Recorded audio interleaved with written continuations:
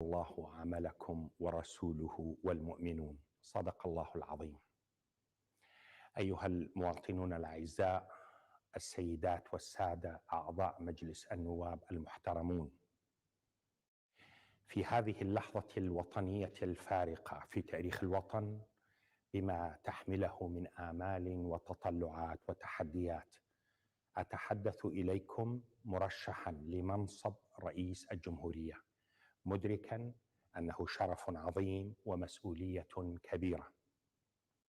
أتحدث إليكم بضمير مطمئن بأن ما عملته خلال السنوات الماضية وضعت في نصب عيني العراق الذي نسعى إليه جميعا، عربا وكردا وتركمان ومسيحيين وشبك وإيزيديين وصابئة، عراق عادل مع جميع مواطنيه، مقتدرا بهم، يستعيد مكانته التاريخية في المنطقة والعالم.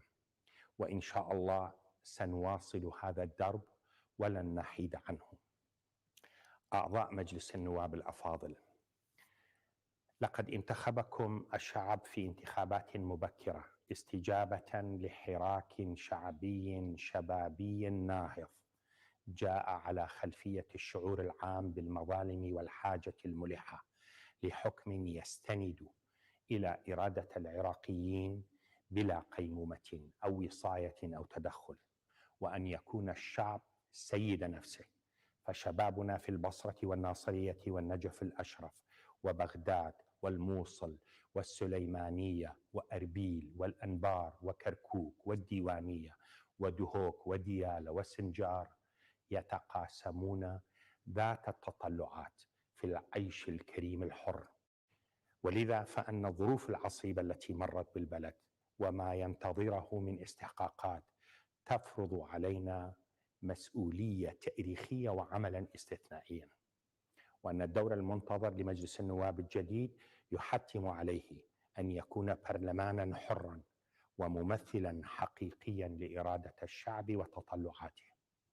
في هذه اللحظات وبينما تواصل قواتنا البطلة من الجيش والشرطة والحشد الشعبي والبيشمركة بحزم عملياتها للقضاء على ما تبقى من الخلايا الإرهابية الإجرامية، فإن أمامنا تحديات غير قابلة للمساومة أو التأجيل. معالجة مكامن الخلل في منظومة الحكم والانطلاق نحو عقد سياسي واجتماعي جديد يرسخ الحكم الرشيد لدولة مقتدرة بسيادة كاملة تحمي حقوق العراقيين وتضمن حقها في فرض القانون وحصر السلاح بيدها. فإن المرحلة المقبلة يجب أن تكون مرحلة تعديلات دستورية لبنود أثبتت التجربة مسؤوليتها عن أزمات مستحكمة، واستجابة للحراك الشعبي والإجماع الوطني الواسع. كانت رئاسة الجمهورية قد شكلت لجنة موسعة من فقهاء الدستور من مختلف المحافظات، وتقدمنا بورقة شاملة حول التعديلات الضرورية وبما يضمن الوفاق الوطني، وسنعمل معكم على تعزيزها وإثرائها وعلى إقرارها بما يخدم مصالح الشعب العراقي. وأيضا فإن آفة الفساد الخطيرة التي تعمل على إدامة نفسها والتأثير على إرادة العراقيين بأموال العراقيين تستوجب وقفة حاسمة، فهي بحق معركة وطنية لن يصلح وضع البلد دون الانتصار فيها، تقوم على ضرب منابع الفساد واسترداد ما تم نهبه وتهريبه.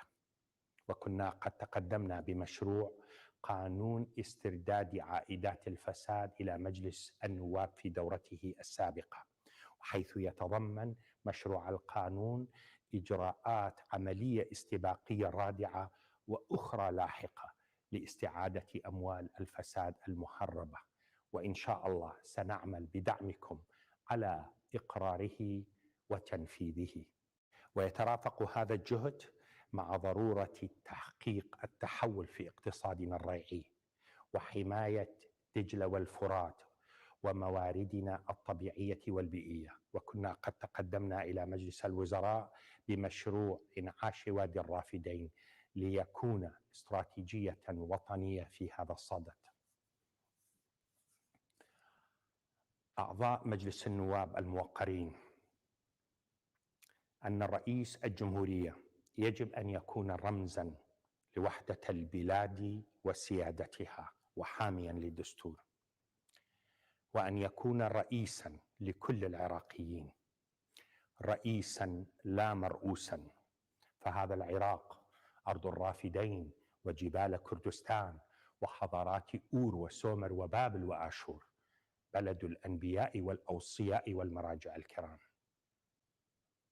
وكما عهدتموني فقد التزمت بإصرار وبدعم الوطنيين الخيرين في المضي تحت سقف الوطنية مسارا لمهامي، ولم أسمح تحت أي ظرف ورغم شتى المصاعب والضغوط بامتحان منصب رئاسة الجمهورية.